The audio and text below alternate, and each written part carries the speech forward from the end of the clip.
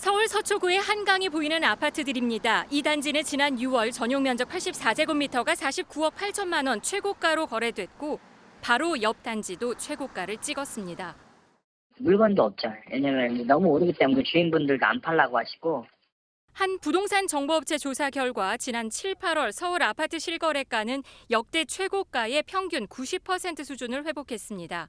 신고가 단지가 잇따른 서초와 용산구는 최고가의 평균 99%까지 높아졌습니다. 지난달 거래량이 8,500건을 넘어서며 4년 만에 최대를 기록한 영향이 큽니다. 급매물들이 소진되고 난 다음에 시세보다 높은 거래건들이 남아있다 보니까 상승 거래 비중도 덩달아서 높아진. 하지만 이달 들어서는 단기 급등에 따른 경계심이 커지면서 주춤하는 모습도 일부 감지됩니다. 여기에 정부와 은행이 전방위적인 대출 축소에 나서기로 하면서 부동산 시장의 관망세도 엿보이고 있습니다.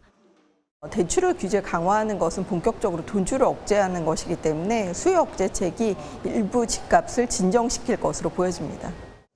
다만 미국발 금리 인하가 예고돼 있어 지금의 상승 흐름이 크게 바뀌지 않을 것이라는 전망도 나옵니다. 서울 잠실동의 한 대단지 아파트.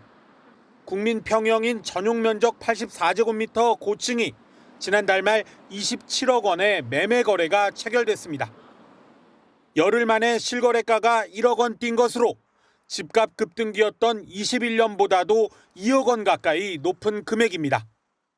26억 물건은 그리 많지는 않아요. 또 3개 정도 있고요. 27억 이상 되는 물건들이 주로 있다고 보시면 되고요.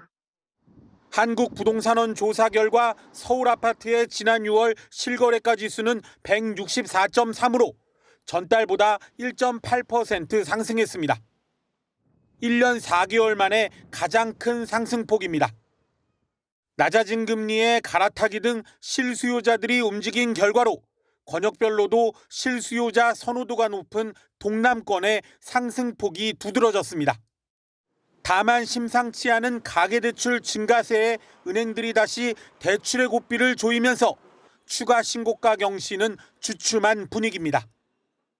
강남권 등 집값이 단기 급등한 지역은 숨고르기 모습을 보이겠지만 서울 외곽 지역과 수도권은 상승세가 지속될 것으로. 지방아파트 실거래가 지수도 0.07% 오르며 석 달 만에 상승 전환한 것으로 나타나 지방시장 회복에 대한 기대감을 키우고 있습니다. 한강이 내려다 보이는 서울 성동구의 한 아파트 단지입니다. 이달 초 전용 면적 84제곱미터가 19억 3,500만 원에 거래돼 전고점을 넘었습니다. 이곳 성동구 아파트 값은 한 주 만에 0.63% 오르며 서울에서 가장 큰 폭으로 올랐습니다. 이는 2013년 이후 약 11년 만에 최대 상승폭입니다. 지난주 정부가 재개발 재건축 완화와 그린벨트 해제를 통한 신규 택지 공급안을 발표했지만 아직 효과가 나타나지는 않고 있습니다. 특히 그린벨트가 해제돼 지역개발 가능성이 커지는 서울 강동구와 경기 하남시에는 아파트값 상승세가 두드러졌습니다. 변화가 조금 늘었어요. 강동구가 우리 물건이가 거기는 8월 8일 끝나니까 변화가 오긴 오더라고요. 다만 일부 지역에선 단기에 치솟은 집값에 주춤하는 모습도 감지됩니다. 지금 비수기 철인데도 불구하고 매매 수요가 증가하고 있는 상황에서 가을에 주택시장은 강보합세 내지는 상승을 계속. 조금 더 기다리면 입지가 좋은 곳에 청약으로 내 집 마련을 할 수 있다는 정부 메시지가 시장에서는 10년 뒤 먼 얘기로 받아들여지면서 집값 상승세를 누그러뜨리지 못하고 있다는 분석입니다. 서울 노원구의 아파트촌입니다. 지은 지 30년이 넘은 단지가 대다수지만 간혹 있는 새 아파트들은 6월부터 거래가 늘더니 최근엔 2021년 최고가를 거의 회복했습니다. 급한 매물은 다 소진이 됐고 오르는 상태로 나오고 있어요. 그래도 전세나 월세 같은 건 물건이 없어요. 신축에 이어 낡은 아파트들도 거래가 늘며 호가가 2, 3천만 원씩 뛰었습니다. 이 지역의 7월 거래량은 이미 6월 신고 건수를 넘어섰습니다. 핵심지에서 외곽으로 거래 증가세가 확산하는 모양새입니다. 서울의 계약 건수가 벌써 7천 건에 육박한 가운데 이 추세라면 2020년 12월 이후 최다를 기록할 것으로 보입니다. 특히 매매 계약 중 절반 이상은 전보다 가격이 오른 상승 거래였습니다.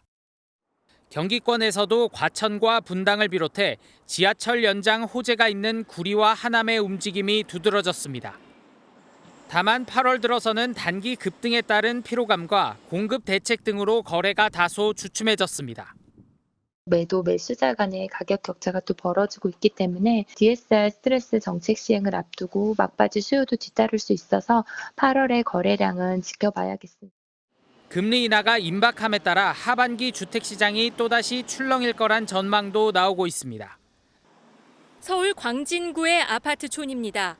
지난 6월 이 지역에서 모두 234건의 아파트 매매 거래가 있었는데 절반 이상은 주소지가 서울이 아닌 사람들이 사들였습니다. 경기도 집을 팔고 온 사람들도 상당수였습니다. 학습 가죠 뭐. 이 주변 구리, 분당, 일산에서 좀 많이 들어왔고요. 자기 거 뭐 하나 팔리면 이제 이쪽으로 대출을 좀 많이 받아서 오시더라고요. 지방에서 올라오는 수요도 늘었습니다. 5월부터는 진짜 지방 손님들이 오셨어요. 대구, 광주, 가릴 거 없이 부산. 지방에서 분들이 오신 분들은 다 어쨌든 새 안고 사신 분들이세요. 지난 6월 서울 외 거주자가 서울 아파트를 매매한 건수는 1,400건 가까이 되는 것으로 집계됐습니다. 전달보다 30% 늘어난 겁니다. 이는 2020년 12월 1,831건 이후 가장 많은 수치입니다. 반면 서울이 아닌 지역에서는 외지인이 아파트를 사들인 사례가 한 달 전보다 12.5%나 감소했습니다. 미래의 인구 감소 충격이 와도 서울 아파트는 타격이 덜할 것이다, 덜 떨어질 것이라는 기대가 반영된 것으로 분석이 됩니다. 서울 아파트로의 쏠림이 심해지면서 신고된 지난달 거래량이 이미 5,700건을 넘어서는 등 6월보다도 많은 거래량이 기록될 것으로 관측됩니다.